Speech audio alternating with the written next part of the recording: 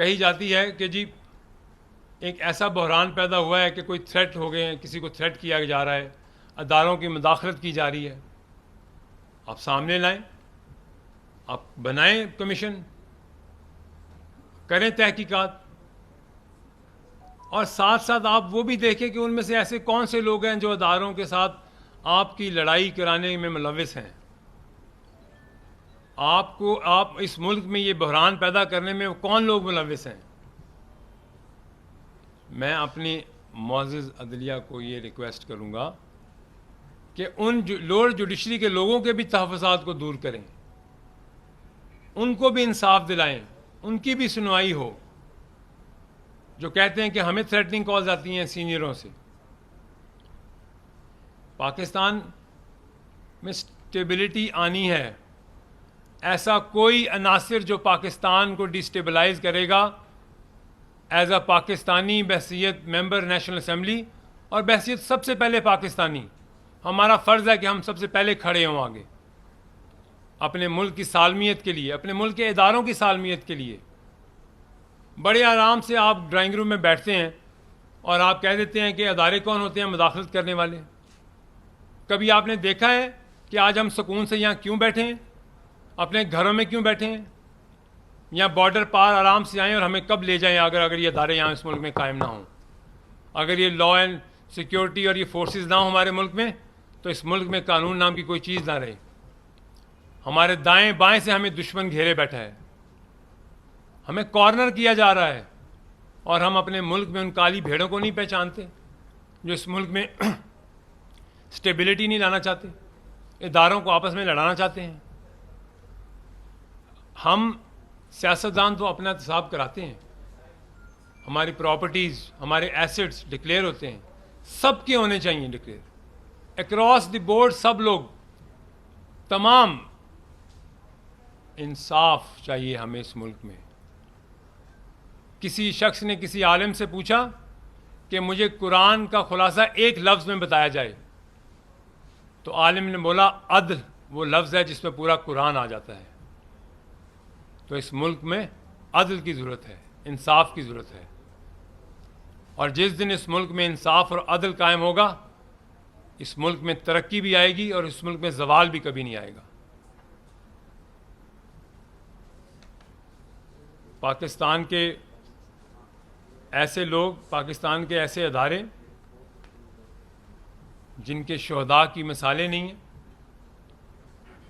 جن کے شہیدوں کے اوپر انگلیاں اٹھائی گئیں، سوشل میڈیا کیمپین کی گئی، ان کے اوپر نوٹس لیں. جب رات کو عدالت کھل سکتی ہے اور رات کو آپ اپنے فیصلے سنا سکتے ہیں تو میری گزارش ہے کہ جب ادارے پہ انگلی اٹھے تو تب بھی آپ ایسا ہی ایکشن لیں، تب بھی آپ ایسے ہی فیصلے کریں، کیونکہ یہ ہمارے ملک کے ادارے ہیں جو ہمیں تحفظ دیتے ہیں. ہماری پہچان یہ ملک ہے، ہمارا یہ ملک ہے تو ہم ہیں، اور بحیثیت پاکستانی ہم سب کا یہ فرض ہے. ہم تو ہماری ایک ہوپ کیا ہے، جب انسان دیکھتا ہے تو اس کی ایک ہوپ سے ہوتی ہے کہ مجھے انصاف ملے گا. ہماری اس ملک کی نظریں اس ملک کی عدالتوں پر ہوتی ہیں کہ آخر ہمیں وہاں سے انصاف ملے گا.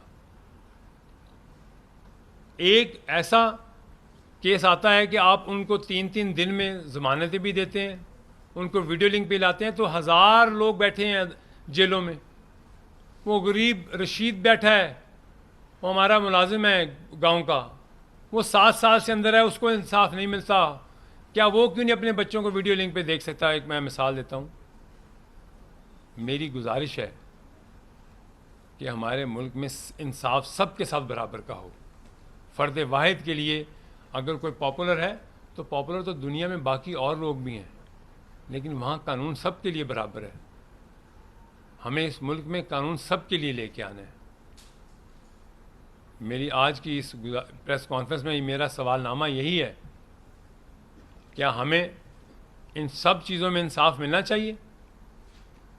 کیا جو لوگ باہر بیٹھ کے اس ملک میں نشانے کرتے ہیں اس ملک کو، اس ملک کی فورسز کے اوپر اٹیک کرتے ہیں سوشل میڈیا پہ، کیا ان کے اوپر بھی کوئی قانون بننا چاہیے؟ اور بالکل بننا چاہیے، تاکہ اس ملک میں انصاف ایسا ہو کہ کوئی اس ملک کے کسی ادارے پہ انگلی نہ اٹھائے، کوئی بھی ہو، کوئی بیوروکریٹ کیوں نہ ہو۔ ایک ایسے بیوروکریٹ کو بلاتی ہے عدالت اور اس کی تذلیل کر دیتی ہے۔ عزت تو سب کی ہے، ہر پاکستانی کی عزت ہے، آپ کی بھی عزت ہے، صحافی برادری کی عزت ہے، ہمارے ملک کے ہر شہری کی عزت ہے، صرف سیاستدان نہیں، ادارے نہیں، ہر شہری کی عزت ہے۔ تو ہر شہری کی عزت کے لیے عدل اور انصاف ہونا چاہیے۔ میں کسی ایک واحد مقصد کے لیے نہیں اس پریس کانفرنس میں اور چند باتیں کہنا چاہتا ہوں۔ وہ کون سے عناصر ہیں، میں یہ سوال کرتا ہوں۔ وہ جو جاتے ہیں باہر 10 چکر انڈیا کے لگاتے ہیں، ان کی بھی ٹریول جو ہے ہسٹری چیک کی جائے کہ وہ کیوں انڈیا جاتے ہیں، وہ کیا کرنے جاتے ہیں انڈیا، کیا کرنے جاتے ہیں امریکہ، ان کی کتنی جائیدادیں ہیں امریکہ میں، اور یہاں آ کر آپ ایک بحران پیدا کر دیتے ہیں کہ ہمارے ساتھ یہ ہو رہا ہے، ہمارے ساتھ ادارے ہمیں ہراساں کرتے ہیں۔ ہمارے لیے انصاف سب سے پہلے ہو، قانون سب سے پہلے ہو، اور مجھے یہی گزارشات ہیں۔ اگر اس کے لیے ہمیں کوئی بھی قربانی دینی پڑے تو ہمیں کوئی کسی قسم کی ہچکچاہٹ نہیں ہونی چاہیے۔ ہمیں اس ملک میں سٹیبلٹی لانی ہے۔ ہمارا ملک پہلے ہی مشکلوں سے دوچار ہے، تو اگر جب بھی اس ملک میں کوئی سٹیبلٹی آتی ہے، کوئی اچھی خبر آنے لگتی ہے، کوئی نہ کوئی بحران کریٹ کیا جاتا ہے، تو خدارا یہ نہ کیا جائے۔ اس ملک کو بڑی قربانیوں سے حاصل کیا ہے ہم نے۔ آپس میں تکرار ہمارا فائدہ نہیں ہے، کوئی باہر بیٹھ کے اس کا فائدہ اٹھاتا ہے۔ اس کا فائدہ ہمارے ملک دشمنوں کو ہوتا ہے، ہمارے ملک کو نہیں ہوتا۔ اور ہمیں خود بیٹھ کے سوچنا ہے کہ وہ کون سی کالی بھیڑیں ہیں جو اس تکرار میں اپنا فائدہ اٹھانا چاہتی ہیں۔ میں گزارش کرتا ہوں اپنی اعلیٰ عدلیہ سے کہ آپ ان عناصر کو بالکل سامنے ان کو لے کے آئیں۔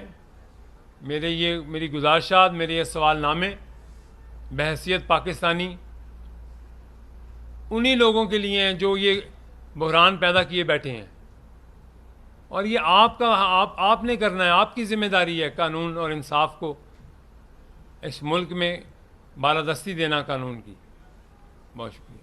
چوئی صاحب یہ بتائیے گا کہ جس بات کروں گا آپ رو رہے ہیں، پوری قوم تو اسی بات کروں گا رو رہی ہے کہ پاکستان 126 میں سے 136 سے 38 نمبر پہ انصاف کے معاملے پہ چلا گیا، تنزلی مسلسل ہو رہی ہے۔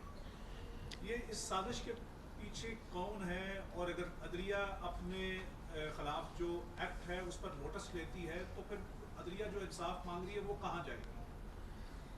دیکھیں، میں نے آپ سے ایک عرض کی ہے، قانون سب کے لیے برابر ہونا چاہیے۔ اگر پہلے اب خود مثال بنیں گے تو پھر ہی کسی کو انصاف دیں گے نا۔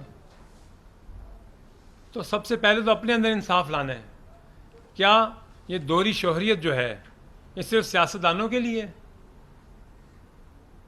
صرف باقی اداروں کے افسران کے لیے ہے؟ یہ کیا آپ نے سو موٹو نہیں لیا پچھلی حکومتوں میں؟ ان لوگوں کو گھر نہیں بھیجا جو حکومت میں تھے؟ ڈیول نیشنلٹی پہ آپ نے ان کو گھر بھیجا ہے۔ تو میری گزارش یہی ہے کہ قانون سب کے لیے برابر ہونا چاہیے۔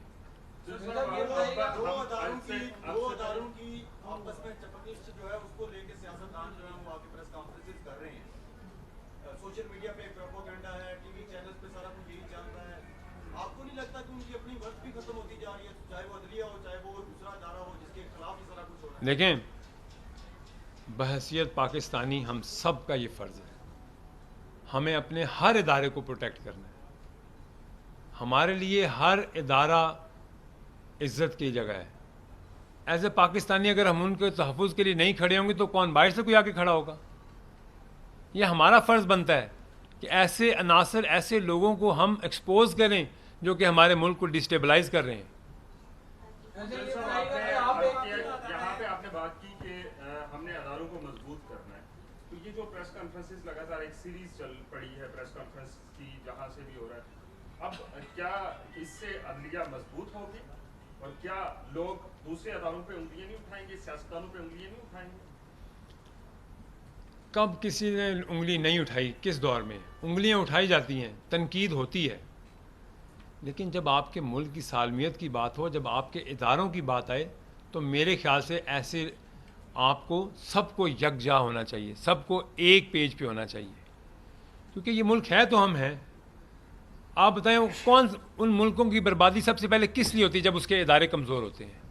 کوئی ملک بھی اٹھا کے دیکھ لیں آپ، تھرڈ ورلڈ کنٹری میں، جب آپ سب سے پہلے باہر سے طاقتیں آپ کے ملک کے اداروں کو کمزور کرتی ہیں اور اس کے بعد آپ کے ملک میں خانہ جنگی پیدا ہوتی ہے۔ اداروں کی مضبوطی کے لیے آپ نے بات کی، ایک پولیٹیکل پارٹی ان ساری چیزوں کو گریب کر رہی ہے، منفی پروپیگنڈے کا وہ سہارا لے کے پوری دنیا کو ایک منفی تاثر دے رہی ہے پاکستان کے بارے میں، کیا اس پولیٹیکل پارٹی کے خلاف بھی کوئی بات ہونی چاہیے؟